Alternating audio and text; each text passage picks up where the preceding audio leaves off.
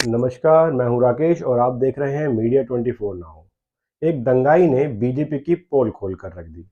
गुजरात में election sir पर है और ऐसे में सभी मीडिया चैनल्स गुजरात की ओर रुख करे हुए हैं और गुजरात में विभिन्न लोगों से उनकी राय जान रहे हैं।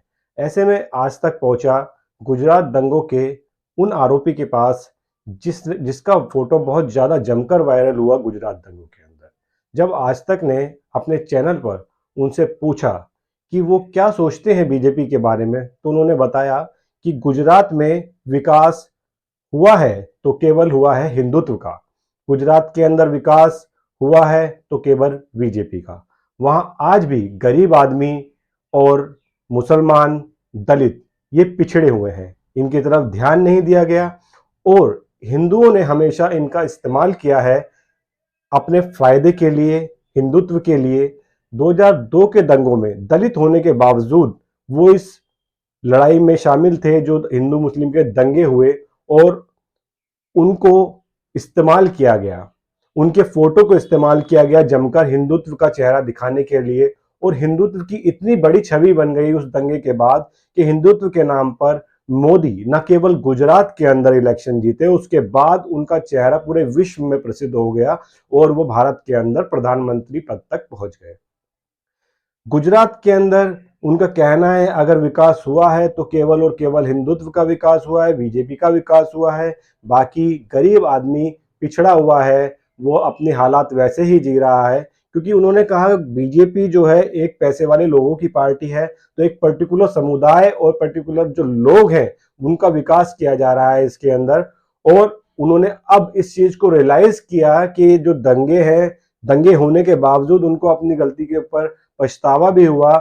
बाद में उन्होंने उन्होंने हिंदू मुस्लिम एकता पर भी काम किया और लोगों के साथ जुड़े और अपने मन से नफरत को निकाल दिया। हालांकि उस दौरान उनका फोटो दंगों में शामिल होने की वजह से जमकर वायरल हुआ और जिसके कारण उनके ऊपर एफआईआर भी दर्ज हुई और उन्हें कोर्ट कचहरी का सामना करना पड़ा और वो कुछ समय के लिए जेल में भी रहकर आए।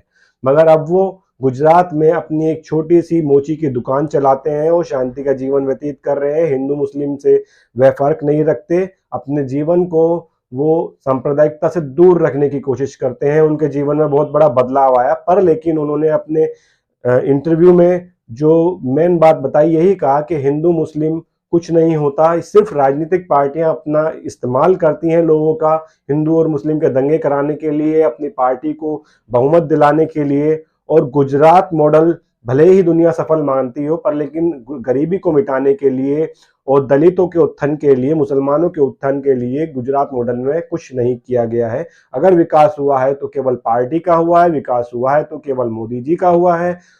इसके ऊपर ये कहना था अशोक परमार का, जबकि अशोक परमार का जीवन पूरी तरह बदल गया है। उन दंगों के अंदर उन्होंने जो देखा, जो सब महसूस किया, उसके बाद उनके अंदर बहुत ही बड़ा वैचारिक रूप से बदलाव आया और उन्होंने हिंदू मुस्लिम से दूर अपने आप को ले जाते हुए एकता की भावना अपने अंदर संजोई।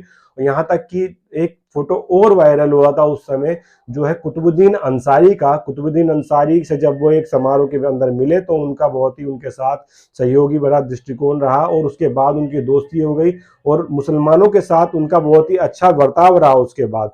क्योंकि उन्होंने जिंदगी के उस फेज को वहां देखा कि हकीकत होती क्या है, किस प्रकार राजनीतिक पार्टियां, राजनीतिक लोग आम लोगों का इस्तेमाल करते हैं और उसके बाद उन्हें भूल जाते हैं। उन्होंने बताया कि उसके बाद, उन दंगों के बाद, भले ही हिंदुत्व के रूप में उनका चेहरा बहुत ही ज्यादा फेमस हो गया हो, मगर किसी भी संगठन की ओर से, किसी भी पार्टी की तरफ से उनको किसी भी प्रकार की मदद नहीं गई। वो अपना जीवन मुफलिसी के अंदर बिताते हैं। वो बड़े ही स्वाभिमान बताते हैं अपने आप को और अपने जीवन को ऐसे ही बिताना चाहते हैं।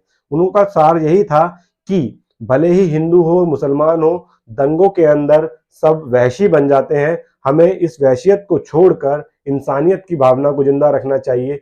क्योंकि दंगों के अंदर अगर किसी की जीत होती है तो सिर्फ हैवानियत की, और अगर किसी की हार होती है तो मानवता की। अगर आपको मानवता को जिंदा रखना है तो इन दंगों से, इन सांप्रदायिकता से अपने आप को दूर रखना होगा। भले ही कोई भी पार्टी, कोई भी दल आपको कुछ भी कहे, आपको अपना मत, अपना विचार बनाकर रखना होगा और दंगों से दूर रहने की कोशिश करनी होगी।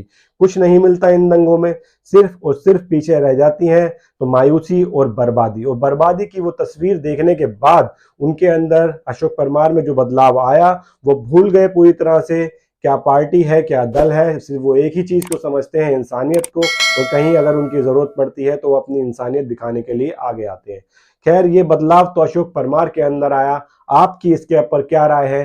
क्या दंगों से देखकर या उसमें शामिल होकर ही कुछ ऐसा सीखा जा सकता है, परिवर्तन किया जा सकता है, या आप लोग अपनी समझदारी के आधार पर फैसला लेंगे और अपनी समझदारी दिखाते हुए इन सांप्रदायिकता से दूर रहेंगे?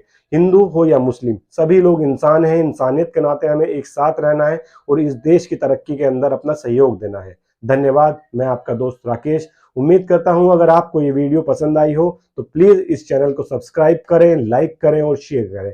आपके द्वारा किया गया सब्सक्राइब हमें हिम्मत देता है, हमें हौसला बढ़ाता है इस चैनल पे ऐसी इंफॉर्मेटिव वीडियोस बनाने के लिए। नमस्कार।